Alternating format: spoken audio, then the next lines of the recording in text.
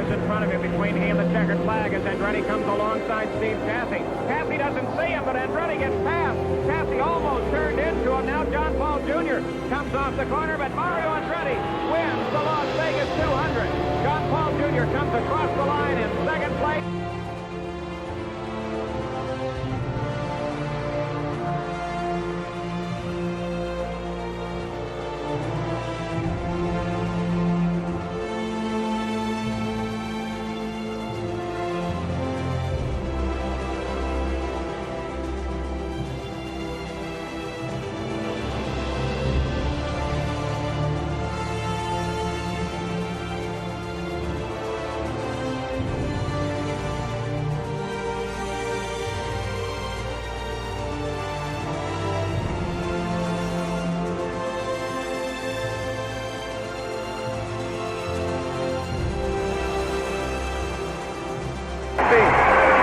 Paul, I tell you, there's mayhem down in the pits with Mario Andretti right now.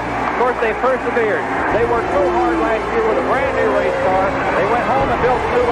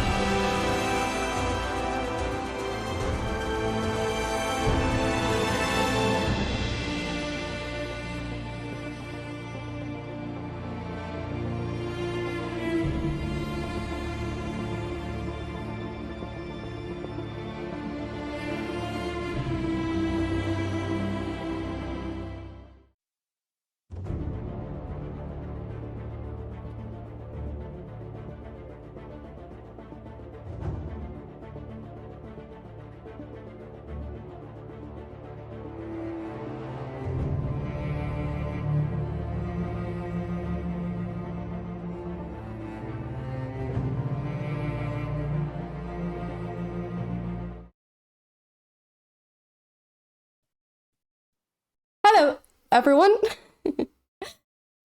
Welcome back to Event Formula One. Usually I would be speaking to you in Spanish, but today I have a very good reason to be talking to you in English, and it is because I have with me here. We have the honor of having the chance to talk with Formula One legend, well, motor racing legend, Mr. Mario Andretti.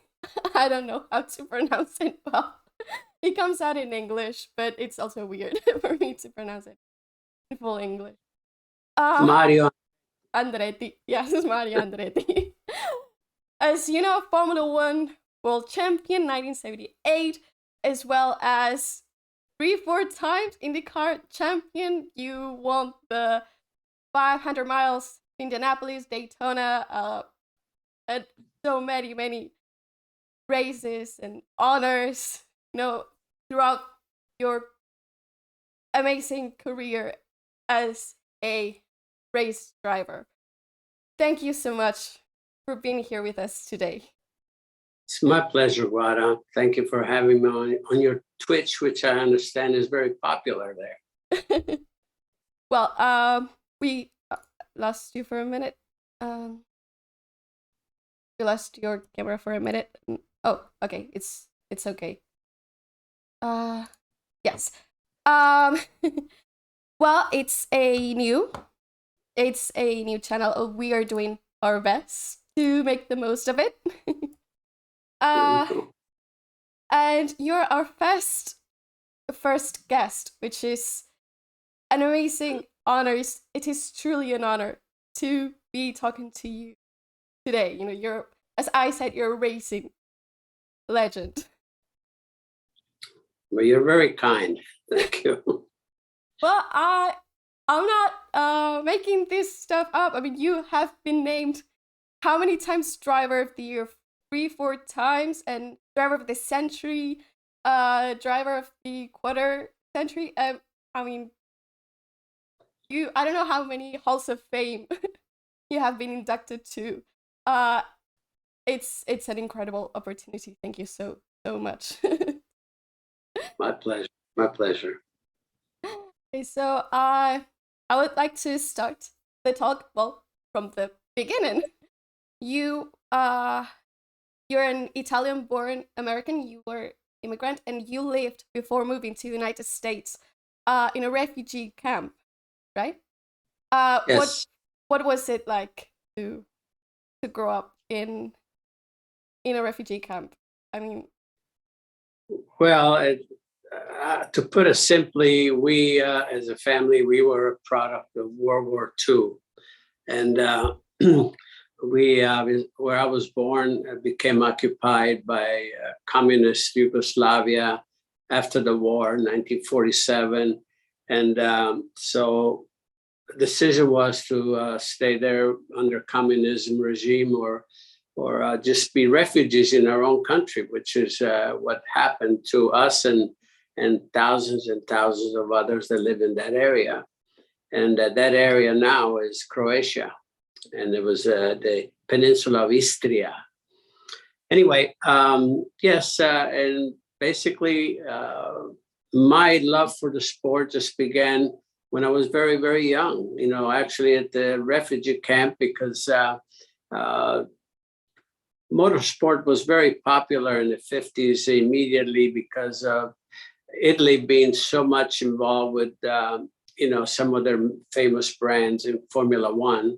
The first Formula One champion official was Nino Farina with Alfa Romeo. Then you had Maserati, you had Ferrari, and I was just a young teenager. My idol was Alberto Ascari, world champion in 53, 54, 53. Yeah. And so anyway, as a young lad with my twin brother Aldo, we just became enamored with the sport, and the passion just was so much, so deep, and the love that when we came to the United States at age 15, 2 years later, we began building a race car to race locally, professionally. We assembled 4 other friends, and then that's it. That was a program. And 2 years later, at age 19, both my brother and myself, we started racing. We only had one race car. He would race one weekend, I would race the next weekend.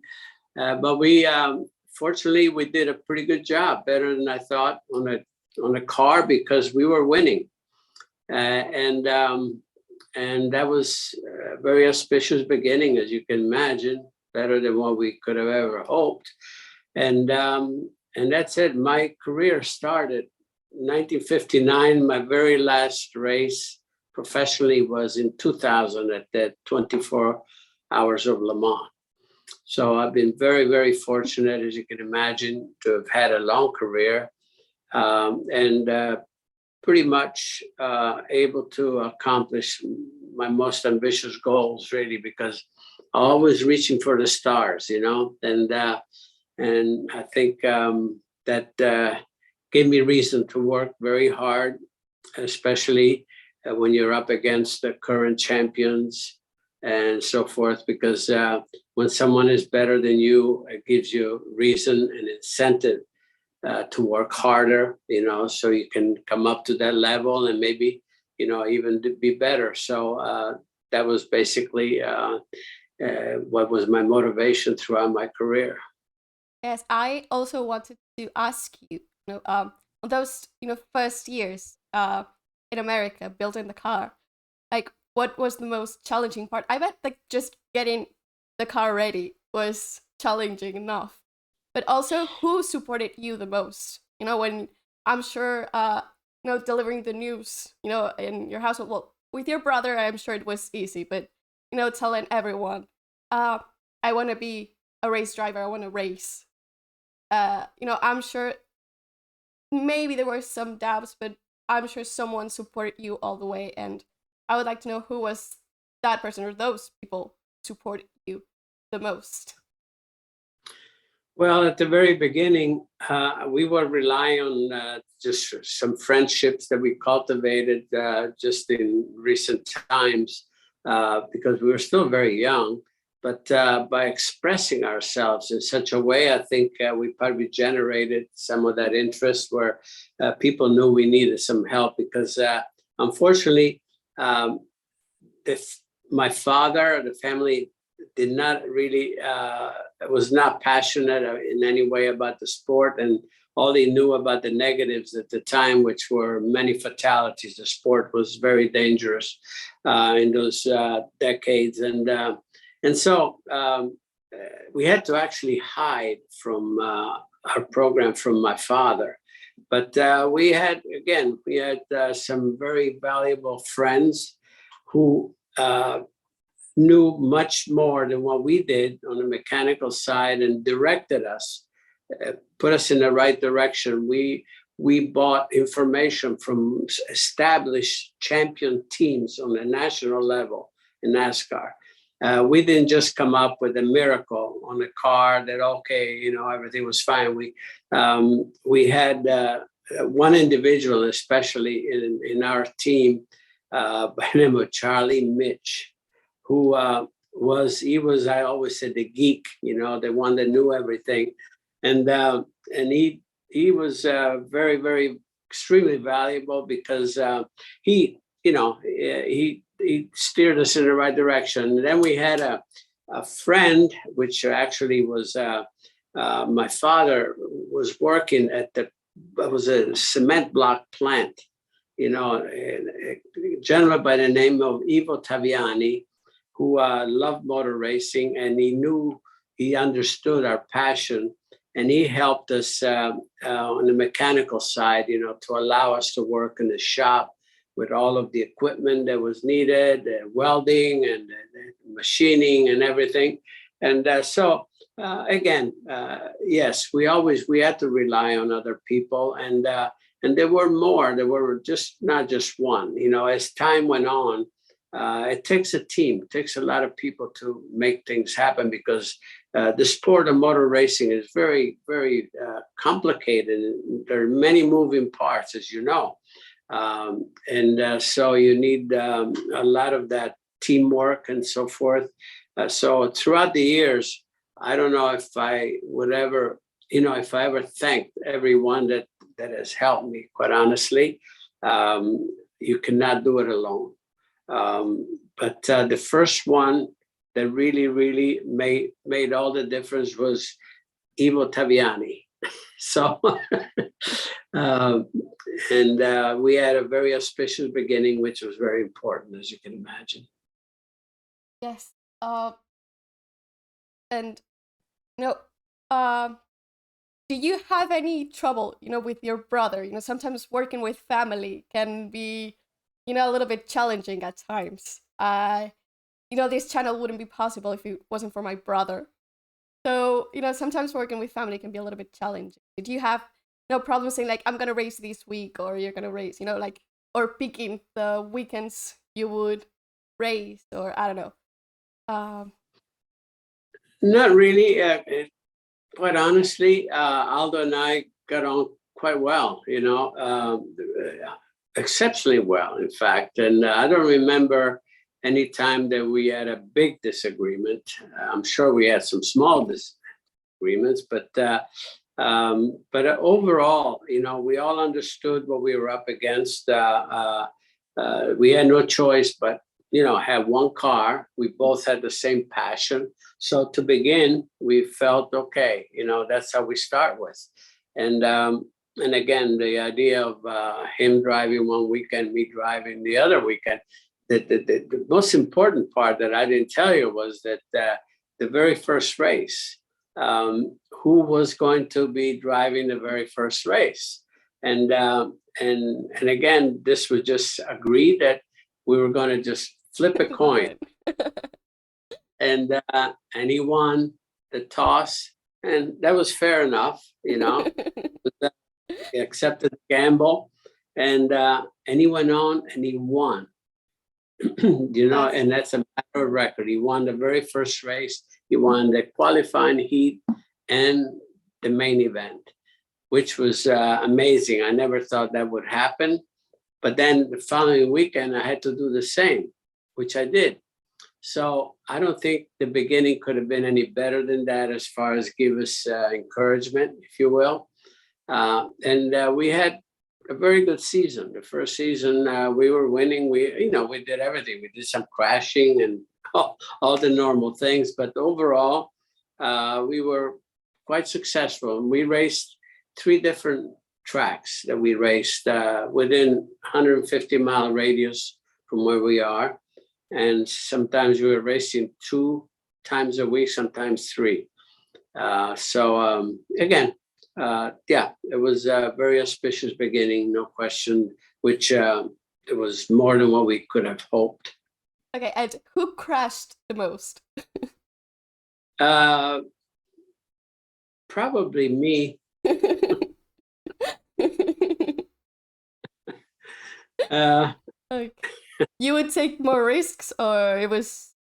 Well, it's all circumstances, but the thing is that at the very end of the season, first season, there was an invitation. It was in the last race was invitational, and you had to be in top 3 in points on any of the tracks within that radius. And we both qualified because we had enough, and enough good fortune, along the way, and success. And Aldo drove our car, and I drove another for somebody else. And Aldo had a very bad accident on that during qualifying heat race, and that actually ultimately pretty much determined his career, quite honestly. It was very serious. So that was his misfortune, as you could see. I was the lucky one along the way. He raced for 10 more years, then he had another big accident, which ended his career. So as you could see, it's impossible to predict, how things would be. I was the lucky one. He was the unlucky one. It's as simple as that, and simple and as complicated as that. Okay, now, although you didn't start your career in Formula One, I would like to talk about your years in Formula One first. It's the competition I know better in motorsport. I remember my first memories Formula One were just sitting on the couch watching Formula One races with my dad when I was 3, I guess, or something like that. And then celebrating Fernando Alonso's first championship and then the second championship. What was your first Formula One memory? My first Formula One memory was when I was 14 years of age. We were still in the refugee camp 1 year before we came to America, where some friends took us to watch the Italian Grand Prix in Monza. And this is 1954. And there we watch and cheer for our idol, Alberto Ascari. It was an interesting race. He did not win. He finished 3rd, but Mercedes with Fangio won and Moss. No, actually, Carling. But anyway, and by seeing that scene, I think it cemented everything. From there on, I always said there was no plan B in my life. It just impossible dream, but that's what we wanted to pursue. Even when we came to America, driving here, and even going through the ranks to the top level in America, there was always in back of my mind objective to hopefully earn my way to get a drive in Formula One. After being champion here, American champion. I was the youngest one in 1965 to be national champion, and then in '66 again, and then '67, '68 I was second in a championship. So that somehow gave me some exposure where I earned a ride that was promised to me by Colin Chapman of Lotus. I'll tell you the story. I've told it a million times, but it's worth repeating. In 1965, when I was a rookie at Indianapolis, Jim Clark won that race. I finished third. And then when we were saying our goodbyes, because I befriended them throughout the time at Indy, I told Colin Chapman that someday I would like to do Formula One. And he said, Mario, he says, when you think you're ready, we'll have a car for you. And 3 years later, after winning some long distance races, like, the 12 Hour of Sebring, and then having done Le Mans a couple of times, I felt that it was time to try Formula One. And he, when I called him, he was, yes, he had a car for me. He entered the third car. And I put the car on pole in my very first race in Formula One at the U.S. Grand Prix at Watkins Glen. And that's a place that I had never seen before. It's not that just because it was in America. But at that point, I already had won some single-seater races in IndyCar at different tracks, before racing against like Dan Gurney and so forth. So I felt that I was quite ready, but you never knew. You never could assess, the situation until you really try. But here again, to have had the opportunity to be with a top team like Lotus, that was obviously the most important part. And I talk about individuals to be very grateful to in my career. Colin Chapman certainly is one of those that I will always be grateful to for giving me those opportunities. And you did great in Formula One. You won a championship in 1978. You also you raced for Ferrari, which I can only begin to imagine. That must have been really special for you, very special. And most of all, just winning that first race with Ferrari. Like others after you came to do it, like Kimi Raikkonen and our own Fernando Alonso. They both won. What was that like to win a race, in a Ferrari? I'm sure of all the races you have won, I'm sure that would be one of the most special wins. And of course, if you then want to tell us which one is was the most special win for you, or the best experience you had in Formula One, which I'm sure winning the championship, it's close to the top 3 probably. Well, yes, I think you're saying it exactly what it is. You can only imagine how important and how significant it was for me to be able to win my very first Formula One race in a Ferrari. I had good fortune to have driven Ferrari and winning in the sports cars even before that, but the Formula One, and the only thing that is potentially missing is that when I had the opportunity to be with Ferrari, they were already all set with pilots, but and whenever they wanted me, I could not do it because of my contract. So, but nevertheless, the experiences that I had with Ferrari were just magical because of Ferrari. And also the fact that when I came out of Formula One, a year later, I was asked to come and substitute for the misfortunes they had. You know, they had two fatalities that year. One was Gilles Villeneuve and in 1982, and the other one with Didier Pironi. And so I was asked to come to Monza to race in Didier Pironi's car, and you know, that was a great feeling to have had that opportunity and to put the car on pole in Monza. And I led most of the race, and I had some problem with the engine right at the end, but I still finished on podium. That was so incredibly rewarding for me, and just to have that memory of my, you know, my last races, my last race for Ferrari, to, you know, to have had that, you know, that kind of success, if you will.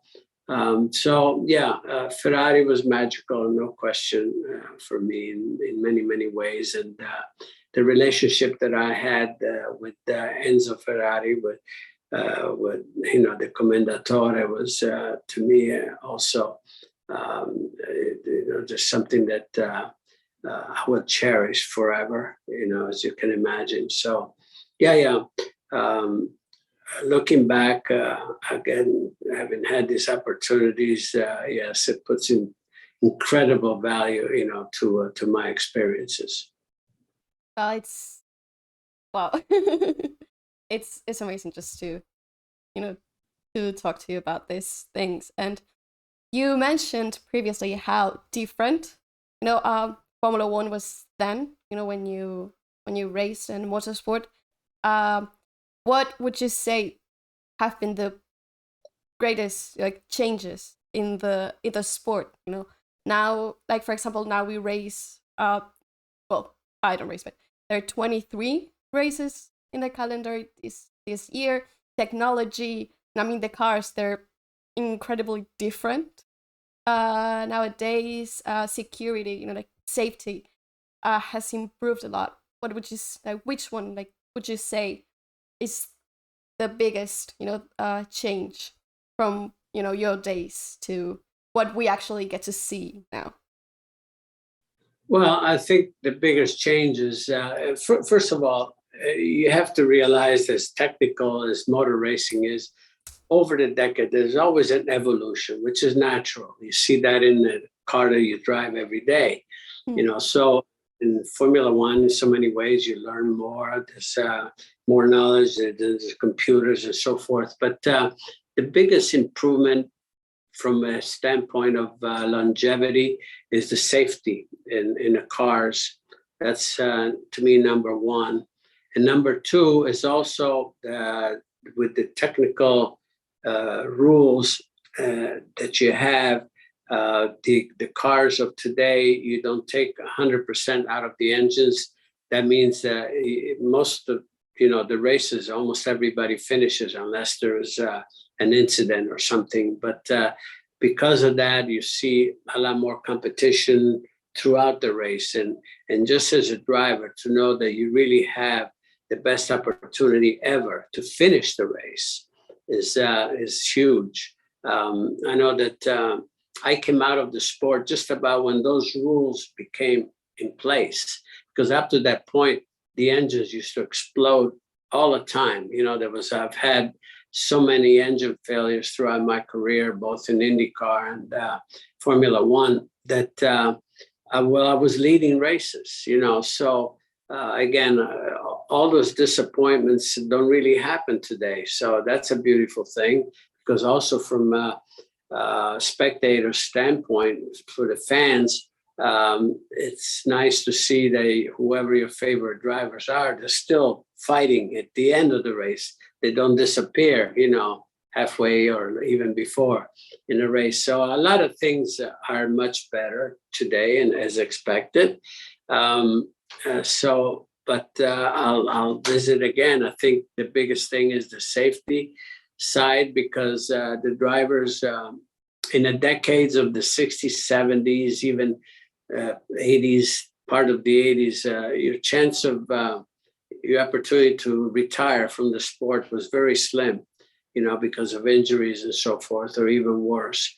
Today, every driver has 99.5 chance of retiring from the sport, okay, on their own terms. So that's huge. That's wonderful for the sport in modern time. I always say that the safety aspect is so important because when you have the sport is very commercial.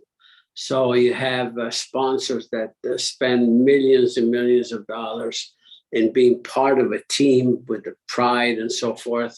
And you don't want to have negatives like fatalities. The fatalities, sponsors don't want to go to funerals. They want to celebrate. So that's the beautiful thing about the sport today. And a lot of good things are in place right now that keeps the sport healthy for the future. And there are so many great talents in the sport today that makes it really, really exciting and interesting. About the technology part of it, there are some kind of mixed feelings with with all the technical aspects on the steering wheel and stuff like that. Like before it was just a much simpler steering wheel, and now some people might think about the distractions kind of thing like the driver has to undertake while racing, with all the information popping up in the dashboard and all the technical aspects. But all people also have the opinion that it makes it just way more easier for the driver, to maybe when like reading the race, like when managing temperatures and because they have all that information right in front of them. What would you think it is, and as an ex Formula One and racing driver, about having about the technical development?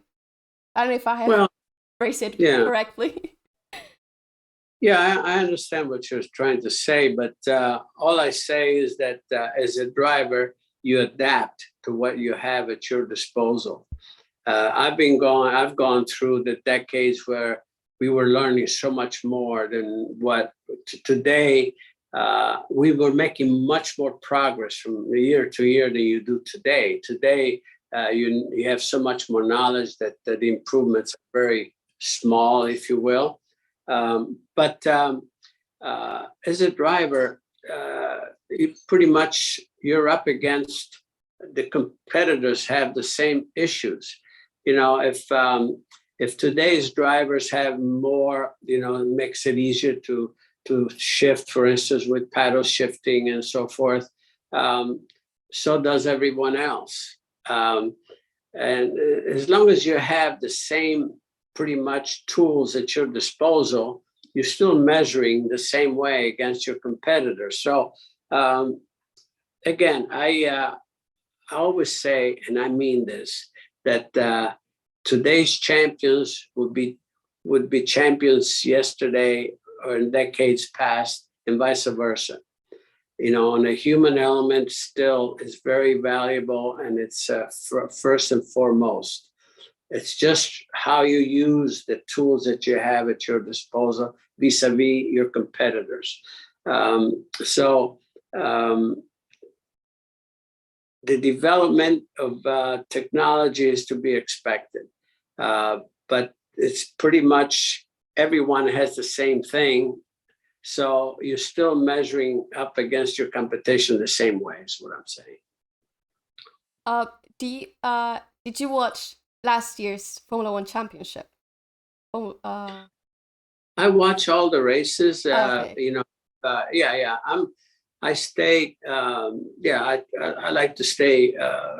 Informed, if you will, about all the majors, not just Formula One, the Indy cars and everything. And I travel. I am part of it. The sport is still very much part of my life, as you can imagine. We have a family involved, and Yes. that will always be.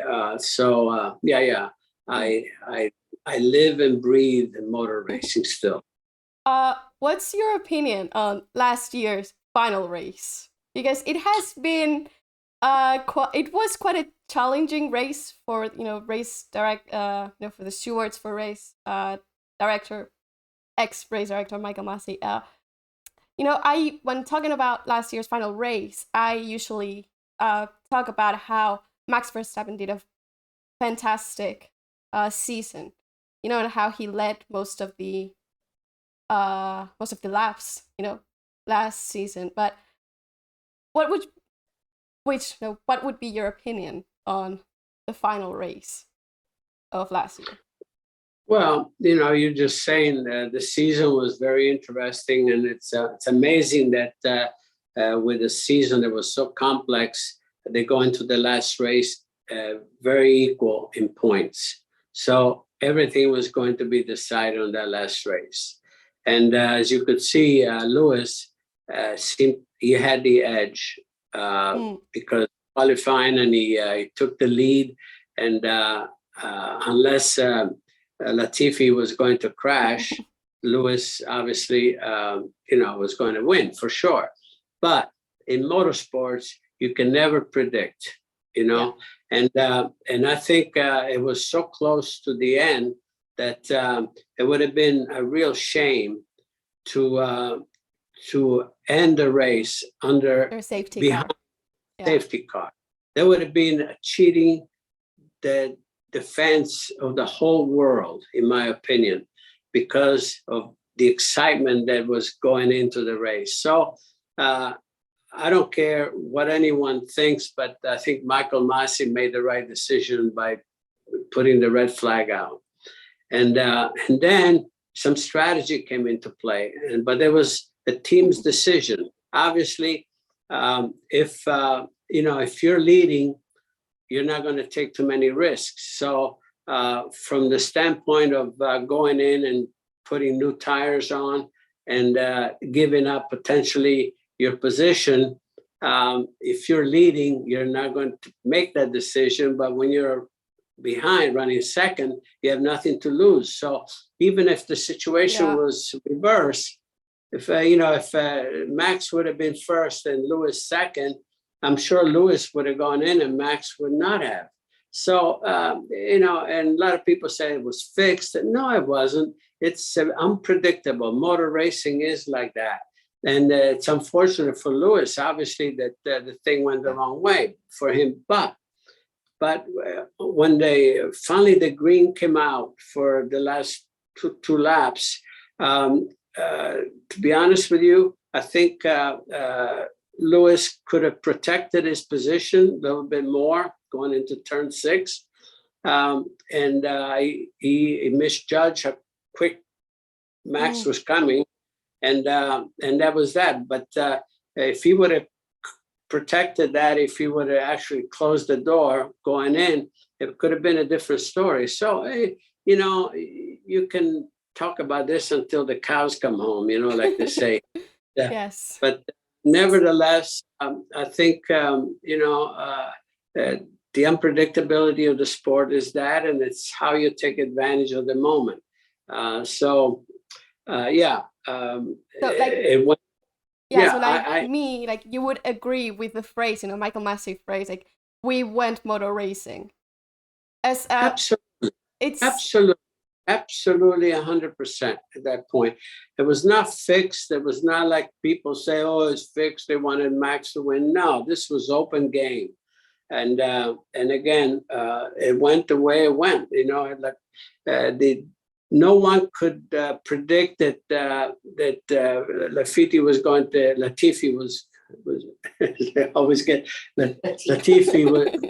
crash. So that's what created that uncertainty at that point, and it changed the face of the race. But it's not the first time, or will not be the last time, that some key races will be decided that way. Okay. Thanks. That's my opinion right there. I agree with you completely. And as I said, with Michael Massey's phrase, like what he said to Toto Wolff, we went motor racing. It's things like this happen. fate and luck, if you call it There's that some way. of that. Yeah. It can make you win and lose races throughout the season. Just what I would add is just like, I've experienced all of that in my career. Trust me. as I would say, the season was how many races? 22, 21 races. So And it was everything's- an amazing and thrilling season. That's what I would remember the most, and what I would tell people. Like, it was such an amazing season. We hadn't had one race like that one season like that in so many years. It was just amazing. And Right. as we're talking about so much about Formula One and teams, it has been talked a lot and discussed, about Andretti coming to Formula One. Which part would you say it's the most challenging? Maybe apart from money, I don't know how difficult it is to actually get, as you said, sponsors, they pay millions and millions, of dollars. But aside from money, what would be the most challenging, aspect of, becoming a team in Formula One? Maybe some that you are facing now. If, you're coming, I would love to see a new Formula One team on the paddock. Yeah, for any new team, obviously you have the challenges are, to be able to field something that's competitive, at least, respectfully competitive at the very beginning. There's a lot of technical situations that you have to be sure to have at your disposal. It's all about, chassis design. It's about engine, manufacturer, who you team up with, all of those. And again, yeah, I mean, it takes quite a bit of resources financially, to be able to get that done. But from our standpoint, we know the business. We've been in the business the entire life, so my son, he has all of these elements, I think, as well, prepared and covered as you possibly could have. So right now, we're just waiting for the final decision on the part of the FOCA. I think the FIA is pretty much, ready to give us the okay. We're trying to, everything that they've put in front of us, we've satisfied so far. So we're just waiting, but I can tell you that the sort of the makeup of the team is already ongoing. Michael is already, they spend already millions of dollars to get everything going. They're preparing as if they have official approval. So, when that comes, they're already well on their way. So they're taking a big risk, but they're hoping that, good reasoning will prevail. A lot of it depends on the teams themselves. They seem to have, quite a bit of authority in that, which surprises me to some degree. But nevertheless, we're trying to do everything that is necessary, to comply. And then, and again, just waiting for the official go ahead. So when do you think will we see the Andretti Formula One team, or I don't know the full name of the team? When will we see Andretti Formula One team on the paddock? Well, the objective is to be in a paddock in 2024. That's the objective at the moment, and that there will be an Andretti Global.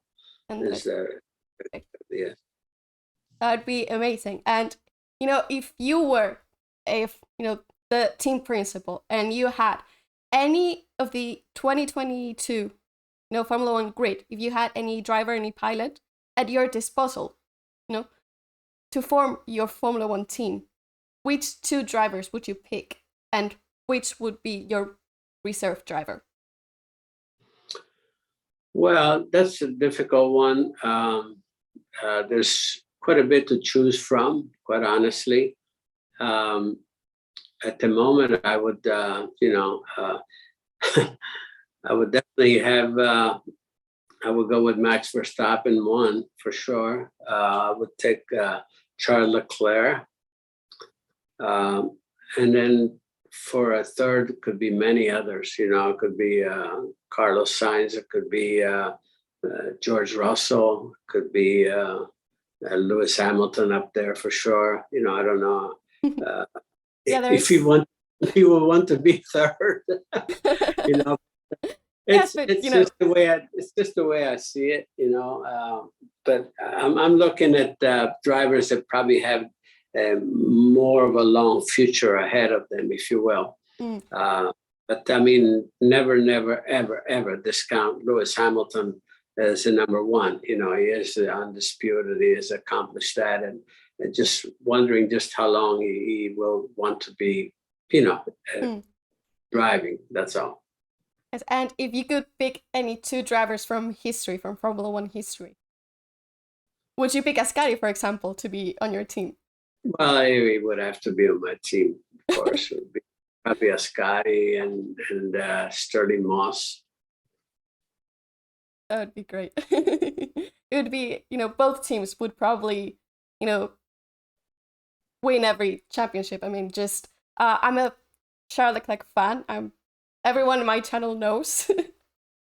I really like him, and he's really good at qualifying. He has shown that just this season it has been amazing. And Max, of course, you know, he's so aggressive and, you know, and competitive, and over the years he has become so much, you know, more, we say in Spanish, fino, like with the driving, you know. I remember his rookie seasons, and, you know, you look at him now and it's, you know, it's still the same aggressive, you know, he's as aggressive as ever, but way more delicate driving. I don't know, he won't crash as much as, you know, that's what I would mean. Yeah, in my choice, if I had, my choices are for the long term, because why did I go for the younger driver? Because I think they probably have more of a future, and also they probably have a lot more to give as they learn, as they come up, you know, start making fewer mistakes and so forth, but they still have the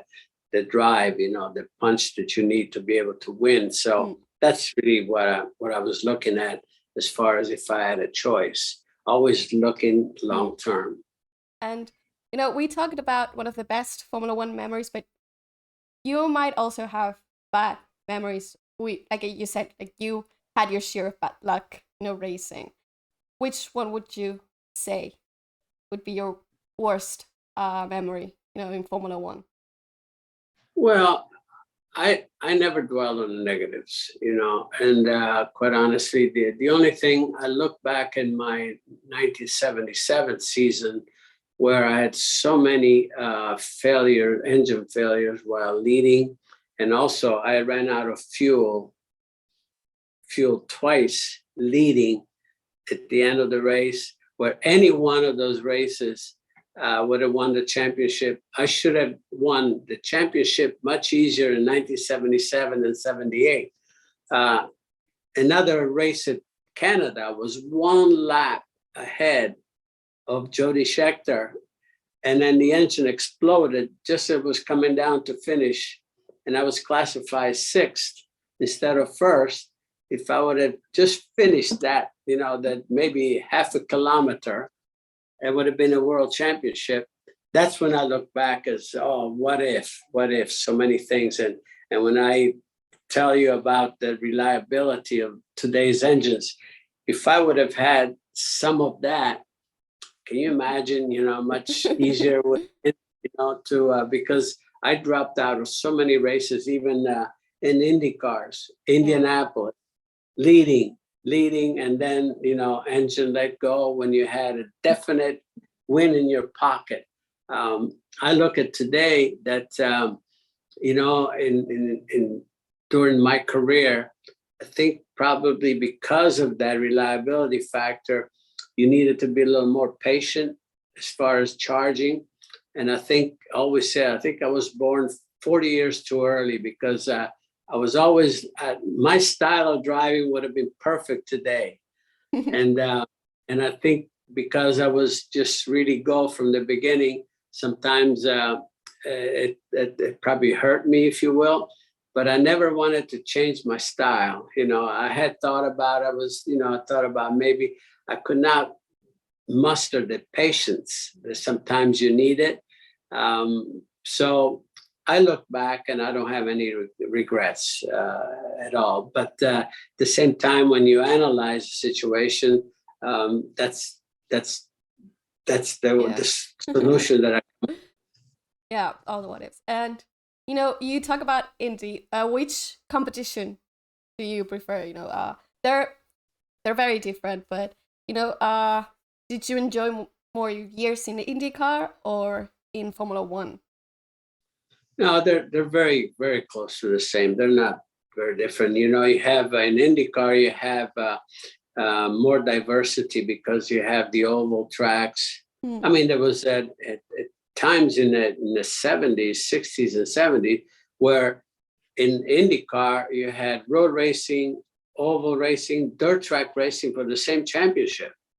So can you imagine the different types of cars you had to drive to win that championship? And that was, to me, probably ultimately the most rewarding championship, to be very honest with you, because you had to be so diversified. Because of the challenge. Versatile, yeah. But Formula One is more totally specific road racing. So it's just an absolute specialty there. But it's all about the relationship you have, car and driver. When you're competing at that level, trust me, the satisfaction and the disappointments are the same. I can tell you because I've tried it all, and I've been on all sides, so I can tell you that that's from my experience. But I derive so much satisfaction out of having the opportunity to try the motorsport at different disciplines, at different levels, because our sport is rich of that, to be honest with you. Even stock cars, for instance, there was certainly, I openly said, not my favorite, but at least to go there, for a few races, then win their biggest one. I look back, and I was not lucky. I led 118 of 200 laps. I was leading at the beginning, I was leading at the end. So that's the ultimate satisfaction there. But overall, what kept me really motivated throughout my career was always experiment, always looking for new challenges, right to the very end. And it was never blasé, if you will. It was always something new to conquer. You never really felt, oh, I've arrived, I've done everything. No, there's always something new to go for. And I was fortunate enough, again, to have been able to dodge so many potential, crash things, So I know I'm not taking for granted how fortunate I've been in many, many situations. And that's what, to be able to survive a long career was a blessing that I count those blessings every day. And, in IndyCar, you raced alongside family members, right? I think your son was, you and your son raced on the same team. I think, and you also raced with your nephew. I guess you were like this seed, you and your brother were this seed in the family for a family of passion for motorsport. Yeah. What would you say was the best and the worst? Two sides of racing alongside your family. Being maybe your son, like being your teammate and also be your rival. Well, to me, it was all so gratifying because the opportunity. You look back, we have so many instances where the family, 2 years in a row, there were 4 members of the same family, us, qualify for the Indy 500, which never happened before. Yeah. That's first. That Michael and I, as teammates, but also when we were not teammates, we were on podium 15 times in an IndyCar race. First and second, 5 times. and we had the closest finish, together. I that one. You won. And then we had 1991, there was a podium, all Andretti podium. It was in Milwaukee. It was Michael first, my nephew John second, I was third. We've done Le Mans together as teammates. We've done Daytona as teammates. I did Daytona with my two sons, Michael and Jeff, and myself. So again, so gratifying. There are other events that I could name to you, but I don't want to be boring you. Believe me, it's not boring at all. Family, we've really been blessed in so many ways. We paid our dues as well. With Aldo, my brother, had to leave the racing early in his life, in his career, if you will. And my second son, Jeff, also had a very terrible accident in Indianapolis, 1992, that ended his career. But overall, though, the sport has been phenomenal to us as a family, and we're thankful every day for that, for those opportunities, and it continues to be that way. By the way, yeah, you really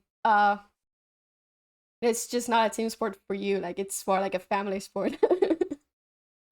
Well, it is that motor racing is in our blood, and that's what we enjoy. It's been our life, and we've had all our girls around us, to support us. I've had a wonderful wife that when I look back and reflect how important she was in keeping me serene and encouraging me, and being patient, and all of the things that I needed when we had a young family. But she understood how much this meant to me, and never made me feel guilty that I was so selfish, to devote so much time. But all of those things played huge in my life. And so, yeah, I've been surrounded by the right people, the perfect human element. We, in motorsport, we always talk about when you're racing, but obviously, the lack of having such a good environment, such good people behind you and supporting you, it's also very, very important. Absolutely. Oh, that's so my brother would kill me if I didn't ask you, if you would like to visit the Isle of Man. He lives there, and take a couple of laps to the mountain course there. If he invited you to go, if you would, like to visit. Well, yeah, I mean, the Isle of Man is an absolute classic, no question, of all time. And the riders there, they're just crazy, to face all the elements and everything. It's also, I look back also. The one race that fortunately I won, it was the Pikes Peak hill climb. With you go up the mountains, no guardrails. You go down, you could fall down 2,000 feet or something. And the risk that I took to win that one, figure, oh my goodness, you do it once, if you're lucky enough to win it, then you never want to come back. And I think the Isle of Man would be the same thing, just to remember, everything, where all the bridge abutments are, with everything. Oh my goodness. When I watch that, I can see, the courage that it takes to do that. But more than just racing, maybe just driving, that circuit, that, doing, a couple of laps, or than just entering the competition, which I believe, it's just it would be too much, enter that competition right now. I believe Rossi took part into the competition, or I don't know, it was a MotoGP driver who tried it out and it was like, no, like, like It was this smart. is, like this No. is, like, no. But Yeah. would you like to visit? You know. Would you like to visit and give it a Yeah. few laps there? Not as a competition, not as a competitor. More just But like for fun. If we take a few laps, we're not going to be slow. You know that. Yeah. So, talking about riding, in the short video, our producer chose clips, when you drove ex-president Donald Trump, around New York. What was your experience with, driving Donald Trump, or maybe just driving that car, on the streets of New York City? That was quite an experience because, we're supposed to have police escort in front, but they were not quick enough. So I had to go quicker. Then I had to stop for stoplights and things. And I think Mr. Trump was a little bit terrified on that. That's what I wanted to do. I wanted to scare him. As you said, you are not gonna go slow. Exactly. That's amazing. I know the police were not going to pull me over, so that would have been such a comical, conversation. Yeah. So great. I believe there's another question, I have to ask you. We could talk, for hours. We haven't even talked that much about Indy. Maybe, you want to talk a little bit more of IndyCar. I don't know if you follow. You already said you watch all the majors. What do you think about the chances of, our own Alex Palou, in IndyCar this year?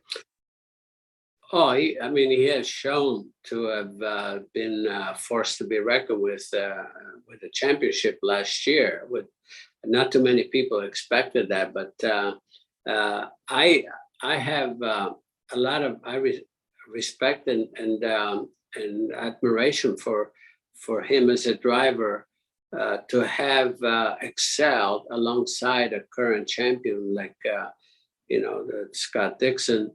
And doing extremely winning, over Scott many times and producing a championship so early, and in his career being adapted so quickly to the ovals. He's the real thing for sure. Just a great young man, like him very much, and. Often say, when you look back at you Spaniards, I don't know what's in your water, but I would like to drink some of that because, look at Rafa. Yeah, Nadal I saw the tweet last night. You have Rafa, then you have Fernando, you have Alex Palou, you have Marc Marquez, you have Espadal. We have Carlos Sainz Senior, Carlos in Sainz. Rallies, and Carlos Sainz Jr. in Formula Senior, 1. junior. How do you do that? I don't know. I'm most impressed with actually riders from pilots, from Valencia, Catalunya, and Baleares. Yeah. That area has produced so many pilots drivers for MotoGP and motorcycles. Like I don't know. Like we have 4 races in that championship. In MotoGP championships, I don't know what's there. It's amazing. I think it's a privilege. We have 4 opportunities a year to watch a MotoGP race. Send me some of your water so I can drink. I think it's in your water. I don't know. As you said, baby, it's in our blood. Actually, also, I don't know. But yeah, it's amazing. And if you could, which drivers do you think outside Formula 1, would you like to see in a Formula 1, or you think they would do great, in Formula 1? Well, I think they're, to me, more than people might think. If you're at the top of your game in, say, an IndyCar, it would be nice to see how that individual will do in a competitive Formula One car. That's the issue there, because when you come to IndyCar, right now is a spec series. uh, Pretty much everyone has the same car. So as a driver, you have the ability to really show what you can do a lot better than in Formula One, unless you're with one of the top two or three teams. You could see George Russell, for instance, when he was with Williams, unfortunately, you saw that what he could do there. Now he's with Mercedes and he's extremely competitive, so it's hard to really evaluate unless it's proven. So yeah, Alex Palou, I can't see why he would not be um, a very worthy competitor with a proper equipment in Formula One. And there's another one that I like very much because it trained in Europe early in his life, is Colton Herta, who's driving for my son Michael. And he has shown on the road courses, to really, really be strong and good good good head on him, and shown ability under really extreme conditions at times. And so again, yeah, there are talents outside of Formula One that I think would be interesting to see how they would fare. But to be able to judge properly, they would have to be with a top team. At least have a test in that. With a top team. Yeah, usually, when Inter doesn't, when someone who hasn't watched a Formula One race or really any competitive motor racing, usually especially when I was young, I would say, "Oh, I love Formula One," and I was the weird kid in class. I went to all girls school, so I was the weird one who liked Formula One. But when people now that I say I like Formula One, they all say things like, "Oh, that's just a bunch of cars, lapping, doing laps, and that's it." And that it's all about just car and stuff. I usually tell them that they are reading it also wrong. That in order to maybe measure a little bit the talent of a driver, you could also measure them against their team, uh, Yeah, their teammate. teammates. Yeah. You know, like you said, George Russell, he was like even in Williams, getting that Williams into Q2 so many, many, many times. That Yes. showed really good promise. And I would usually tell them like it's not just about cars going around and around in laps. It's also about the No. technical issues, and it's more like you have to read like there can be two total races in the same race. There can be an amazing battle for first, but there can also be huge battles for third or fourth. And usually when there one two teams in another world, like we have seen in recent years, we start to talk about the best of the rest champion, you know, who gets there and the battles there. So yeah, it would be difficult to measure, but also like I think we can measure a little bit even because we're comparing again just and one driver, but as they have similar, as similar as cars can get, I think that Yeah, it's also a your good your way assess- to yeah, measure. your assessment is absolutely correct. I could see that you totally understand. You do understand the real picture of what's going on, and as you say, if you don't have the opportunity to be with the top team, you can still measure up against your teammate. And as in George Russell's situation, you could see that he always had the upper hand, on his teammate, and that's the only way you can really measure it, quite honestly. But ultimately, you never know For the sure. capability until you're at the top, until you're really leading a race, until you're in that position, which is, it's not everyone has the ability to maintain, their, you know what I mean, the control of themselves, their emotions and everything, to do things right under that type of pressure. So, but but the one way until they get that opportunity to evaluate the individual is how they do vis-a-vis their teammate, no question about it. And you're assessing this properly for sure. And also, who do you think will win the Formula One championship? The driver championship and also the team championship? Well, right now it's wide open game, quite honestly, because I think Ferrari lost a big opportunity, 2 races ago when they had a mechanical failure where Charles would have won easily, and now he's following Max on the thing, but then never discount Mercedes to come on, because look at George, he's right there in the points and everything. He's in the fight. And the season is very, very wide open. I would have a tough time really now giving you any prospects, so I'm going to leave it there because it's still wide open. We know who the ones that will make a lot of the fireworks, that they never ever discount Max for sure. Yeah.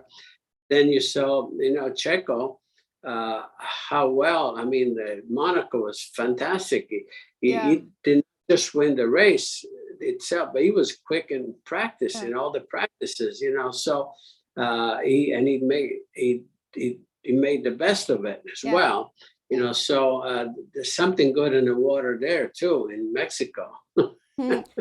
Yeah, Monaco, Checo really, like, the stars aligned, for him. Like, he had an amazing pace, and also Ferrari had a disaster pit stop, and they also had bad luck with the with the lapped cars with the Williams, with Albon and Latifi. Sometimes, as we talked before, luck is on your side. You're right. Indeed. Yeah, it was quite an interesting race. I don't want to keep you for much longer, but I have 2 more questions for you. First, what would you think of a combination of Andretti, Briatore, and Fernando? What would you think of that combination for a Formula One team? We'll take Fernando. I don't know. I think Briatore is probably not in the scene yet. He's been away from the scene too long, maybe. Yeah. But we'll take Fernando. That's great. And and last, for a more light question, there's a dispute in the world regarding pineapple and pizza. And, for you being Italian, I think your opinion counts. It's very, very important for this. Pineapple on pizza, yes or no? Do you like pineapple? It? Yeah, pineapple on pizza. Yes. Do you like it, or do you think it's terrible and all pineapple pizzas should be burnt and I love pineapple on its own, but not on pizza. Yeah, I love pizza. Don't give me pineapple on. Don't give me pineapple on pizza, please. Yes, we got you on our team. And then send me some of your water. Okay. Yeah. I would try to send some of my water. Okay, thank you so much for your time, and it has been such an honor and a pleasure to to just listen to you and being able to ask you questions about your career, about life. You've lived such an amazing life from the beginning, right at the beginning, getting out of communist Yugoslavia and building a car in the United States and having the racing there in so many many different competitions. And, you know, we talked about luck, but really luck does just so much. You know, someone with just luck does not get mentioned as driver of the century, or, you know, driver of the quarter century, or, you know, driver of the year 3-4 occasions. So it has been such an honor and a pleasure to share this time with you. Thank you so much for giving us, you know, your time. Thank you for being so informed. I'm very impressed. Thank you. My chat with you very, very much, Guara.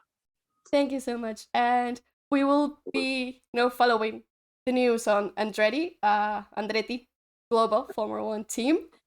Yeah, thank you so much, and best of luck with your team, you know, to your son. And my greetings to Luis. Yeah, he's watching. He told me he set up a huge TV in his office, you know, to watch the interview. All right.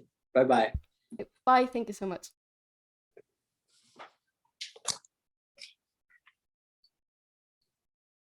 No, Mikey. No, Mike. That was so not right.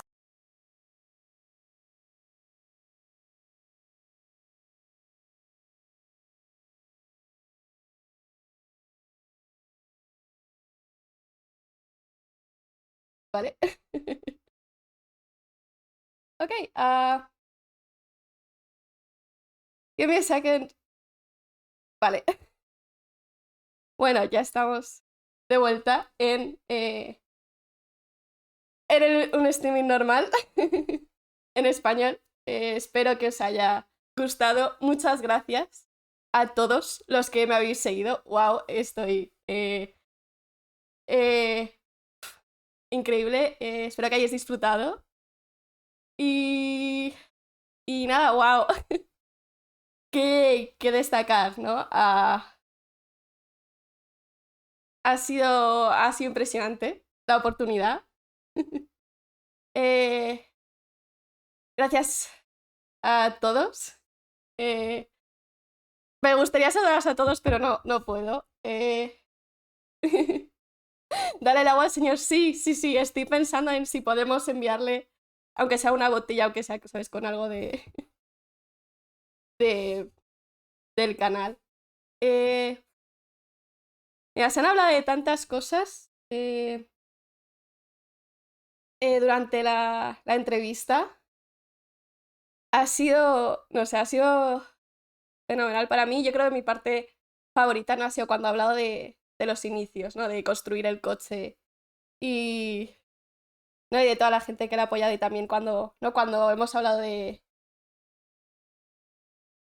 que su familia, ¿no? Ha convertido motorsport en un deporte de familia. Ha sido increíble.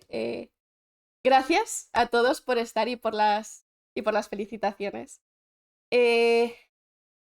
Wow, estoy sin palabras, me estoy recuperando un poco de todo esto. No sé, ¿cuál ha sido vuestro momento favorito, ¿no?, durante la entrevista? Contadme un poco. No, Agua de Madrid, nuevo sponsor de Andretti, sí. Ay. El del agua, lo de Trump. Toda genial, gracias. El agua que tomamos top 1. Sí, desde luego. Lo del agua ha sido genial. A mí me ha gustado mucho la opinión, ¿no?, que ha tenido sobre la temporada pasada, desde luego. La pregunta de nanomagia.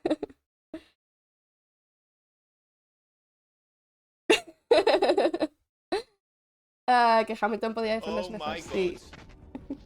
I've never looked so good. Wow, que ni gracia. Ay, de forma así. Ya veis, ¿no? He sacado titulares, lo cual está muy guay. La pregunta de la pizza es espectacular. Tenía que hacerla. Os dije que la iba a hacer y la he hecho. Pues nada. Ya sabemos que Mario Andretti es team no piña en la pizza. No. Leclerc y Verstappen, sobre todo. Ay, nada, mil gracias. Mil gracias a todos. Todos. Dylan, yo creo que todos necesitamos a Andretti en Fórmula 1 ya. Vamos a ver si nos ayuda a mandarle una botella. Perfecto. Me parece maravilloso. Sería así un detalle espectacular. Y... Wow. No le has preguntado por el Colacao Nesquik. Vamos a ver, yo creo que eso ya era demasiado.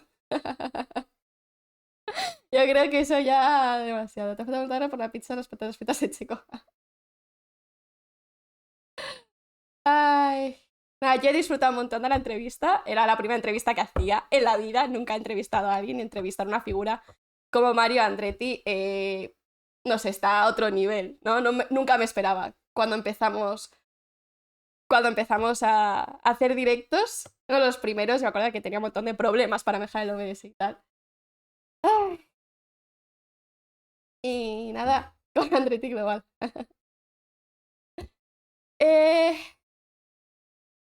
Sí, mi primera entrevista.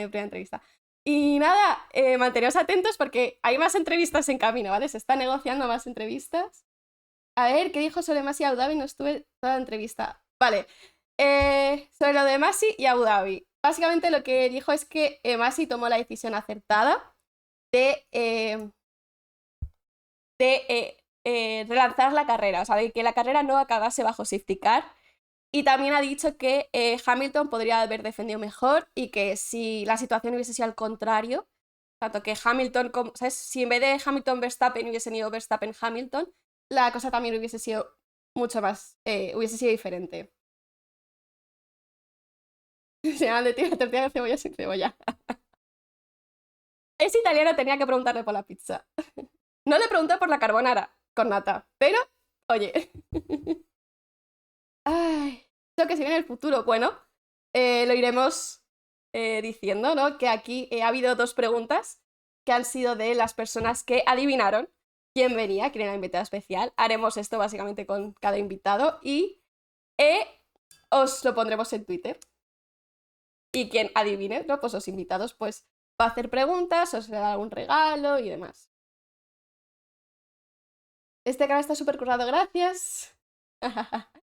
Es un trabajo y antes de despedirnos voy a agradecer a mi hermano, ¿no? Que es mi manager y mi hermano, mi padrino, mi jefe, mi todo. Es quien ha hecho posible esto, no sé cómo saca esto. ¿Quién se siente? Suelta prenda. Bueno, hay comentaristas, hay gente que ha tenido equipos, hay un poco de todo, ¿no? Se está hablando. Cuando tenga la siguiente fecha cerrada, lo avisaré, ¿vale? Y nada, gracias a todos por estar. Yo me lo he pasado muy bien, espero que hayáis disfrutado de esto. Y mira, hablando de Masi.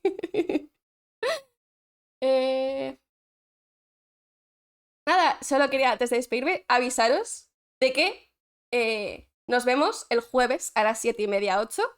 Iré avisando por Twitter para hacer un previo sobre el Gran Premio de Bakú, porque es semana de carreras y hora de Corea. Es fin de semana de carreras, 7:30 de la tarde, hora España, ¿vale? Y nada, muchachos, nos vemos.